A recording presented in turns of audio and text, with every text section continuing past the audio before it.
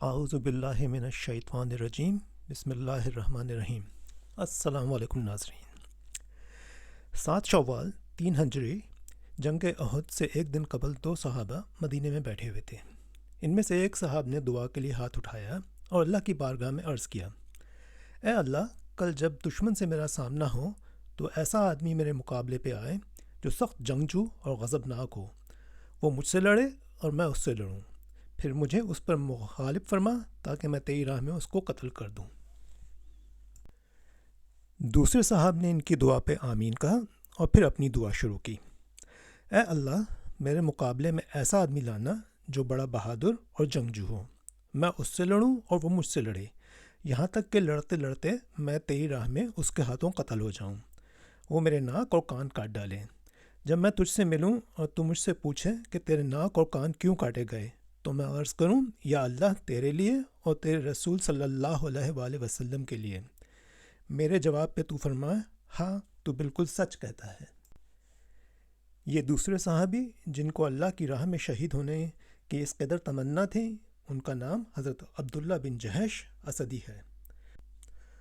آپ کا تعلق قبیلہ بنو اسد بن خزیمہ سے ہے۔ آپ کو حضور صلی اللہ علیہ وآلہ وسلم سے 2 خصوصی نسبتیں حاصل ہیں۔ آپ حضور صلی اللہ علیہ وآلہ وسلم کے پھوپھیزاد بھائی ہیں۔ آپ کی والدہ امیمہ بن عبد المطلب حضور کے والد عبداللہ بن عبد المطلب کی سگی بہن ہیں۔ آپ ام المومنین حضرت زینب رضی اللہ تعالی عنہا بنت جہش کے حقیقی بھائی تھے، اس لحاظ سے حضور کے برادر نسبتی بھی تھے۔ حضور صلی اللہ علیہ وآلہ وسلم نے جب اسلام کی دعوت شروع کی تو آپ نے فوراً ہی اس دعوت کو دل و جان سے قبول کر لیا۔ اس طرح آپ سابقون الاولون کی مقدس جماعت میں بھی شامل ہیں۔ صرف آپ ہی نے نہیں، آپ کی 3 بہنیں اور 2 بھائیوں نے بھی اسلام قبول کیا۔ مکے کے باقی مسلمانوں کی طرح جب آپ کے خاندان پر قریش کے ظلم و ستم کی انتہا کو پہنچ گئے تو حضور صلی اللہ علیہ وسلم کے کہنے پر آپ اپنے اہل خانہ کے ہمراہ حبشہ کو ہجرت کر گئے۔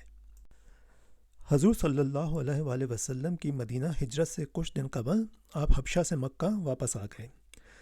حضرت عبداللہ بن عباس رضی اللہ تعالی عنہ سے روایت ہے کہ رسول اکرم اور دوسرے صحابہ کی ہجرت مدینہ کے بعد جو چند مسلمان مکہ میں رہ گئے تھے، ان میں سب سے آخر میں حضرت عبداللہ بن جہش اور ان کے بھائی ابو احمد عبد بن جہش نے ہجرت کی تیاری کی اور اپنے قبیلے کے سارے اراکین کو ساتھ لے کر مدینہ روانہ ہو گئے۔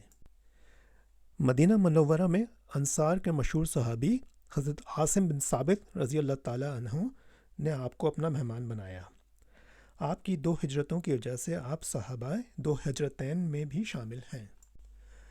جمادی الاخری سن 2 ہجری میں حضور صلی اللہ علیہ وآلہ وسلم نے حضرت عبداللہ بن جہش رضی اللہ تعالی عنہ کو 10-12 صحابیوں کی جماعت کا امیر بنایا اور ایک سر بمہر خط دیا کہ 2 دن کے سفر کے بعد اس خط کو کھول کر پڑھیں اور اس میں درج ہدایات پر عمل فرمائیں۔ اس جماعت میں حضرت سعد بن ابی وقاص رضی اللہ تعالی عنہ، حضرت عتبہ بن غزوان رضی اللہ تعالی عنہ جیسے عظیم صحابہ شامل تھے۔ روانگی سے قبل حضور صلی اللہ علیہ وآلہ وسلم نے اس جماعت سے مخاطب ہو کر فرمایا، عبداللہ بن جہش تم لوگوں میں سے افضل نہیں ہے، تاہم وہ بھوک و پیاس کی سختیوں کو زیادہ برداشت کر سکتا ہے، یہی وجہ ہے کہ میں نے اس کو تم پر امیر بنایا ہے۔ 2 دن کے سفر کے بعد آپ نے حضور صلی اللہ علیہ وآلہ وسلم کے خط کو کھول کر پڑھا تو اس میں لکھا تھا، تم سیدھے مکے اور طائف کے درمیان نخلا جا کر ٹھہرو اور وہاں سے قریش کی نقل و حرکت کا پتہ چلاؤ، کسی شخص کو اس کی مرضی کے خلاف مجبور نہ کرو، جو تمہارا ساتھ دینا چاہے دے اور جو واپس آنا چاہے واپس آ جائے۔ آپ نے جب خط میں ہدایات اپنی جماعت کے لوگوں کو بتائیں تو سب نے کہا کہ ہم آپ کا ساتھ دیں گے اور حضور صلی اللہ علیہ وآلہ وسلم کے فرمان کو ضرور پورا کریں گے، چاہے اس میں ہماری جان ہی چلی جائے۔ چنانچہ یہ جماعت نخلا پہنچ کر قریش کے حالات کی ٹول لینے میں مشغول ہو گئی۔ اتفاق سے قریش کا ایک قافلہ جو طائف یا شام سے قیمتی سامان لے کر آ رہا تھا اس طرف سے گزرا۔ اس قافلے میں عمرو بن حضرمی، حکم بن کیسان، عثمان بن عبداللہ اور اس کا بھائی نوفل بن عبداللہ اور قریش کے دیگر باحیثیت لوگ شامل تھے۔ اس دن رجب یعنی حرمت والے مہینے کی پہلی تاریخ تھی، مگر مسلمانوں کی جماعت کا خیال تھا کہ یہ جمادی الاخری کی آخری تاریخ ہے۔ طے یہ پایا کہ اس قافلے کو بچ کر نہیں نکلنے دینا چاہیے، چنانچہ مسلمانوں نے اس جماعت پر حملہ کر دیا، جس میں عمرو بن حضرمی ہلاک، حکم بن کیسان اور عثمان بن عبداللہ قید ہو گئے، باقی لوگ فرار ہونے میں کامیاب ہو گئے۔ مسلمانوں نے قافلے کے تمام مال و اسباب پر قبضہ کر لیا۔ یہ اسلام کا سب سے پہلا مال غنیمت، اور عثمان بن عبداللہ اور حکم بن کیسان مسلمانوں کے سب سے پہلے قیدی بنے۔ چونکہ مال غنیمت کی تقسیم کے بارے میں اس وقت تک کوئی حکم جاری نہیں ہوا تھا، اس لیے حضرت جہش رضی اللہ تعالیٰ عنہ نے اجتہاد سے کام لیا اور 5واں حصہ الگ کر کے باقی 4 حصے اپنے ساتھیوں میں تقسیم کر دیے۔ آپ کے اس اجتہاد کو اللہ کی بارگاہ میں شرف قبولیت حاصل ہوا اور بعد میں اسی کے مطابق تقسیم کا حکم نازل ہوا۔ جب آپ حضور صلی اللہ علیہ وآلہ وسلم کی خدمت میں حاضر ہوئے تو حضور اکرم صلی اللہ علیہ وآلہ وسلم نے مال غنیمت کو قبول کرنے میں تامل فرمایا اور کہا کہ میں نے تمہیں حرمت والے مہینے میں قتل کا حکم نہیں دیا تھا۔ مشرکین نے بھی اس واقعے کو بہت مشہور کیا اور الزام تراشی شروع کر دی کہ محمد صلی اللہ علیہ وآلہ وسلم اور ان کے ساتھیوں نے حرمت والے مہینے کو اپنے اوپر حلال کر لیا ہے۔ حضرت جہش رضی اللہ تعالیٰ عنہ اور آپ کے ساتھیوں نے حضور صلی اللہ علیہ وآلہ وسلم اور باقی صحابہ کرام کو قسمیں کھا کھا کر یقین دلایا کہ ہم نے جان بوجھ کر یہ نہیں کیا، بلکہ غلط فہمی میں یہ ہوا ہے۔ اس واقعے پر اللہ تبارک و تعالیٰ کی طرف سے یہ آیت نازل ہوئی، جس کا ترجمہ یہ ہے: لوگ آپ سے ماہ حرام کی نسبت پوچھتے ہیں کہ اس میں لڑنا جائز ہے، کہہ دیں کہ اس میں لڑنا بڑا گناہ ہے، اور اللہ تعالیٰ کی راہ سے روکنا اور اس کا نہ ماننا اور مسجد حرام میں جانے نہ دینا اور مسلمانوں کو اس سے نکالنا اللہ کے نزدیک اس سے بھی بڑا گناہ ہے، اور فساد انگیزی کشت و خون سے بھی بڑا جرم ہے۔ اس طرح اللہ سبحانہ و تعالیٰ نے خود حضرت عبداللہ بن جہش اور ان کی جماعت کی بریت کر دی۔ اس آیات کے نزول نے مسلمانوں کو خوش کر دیا اور حضور صلی اللہ علیہ وآلہ وسلم نے مال غنیمت کو بھی قبول فرمایا۔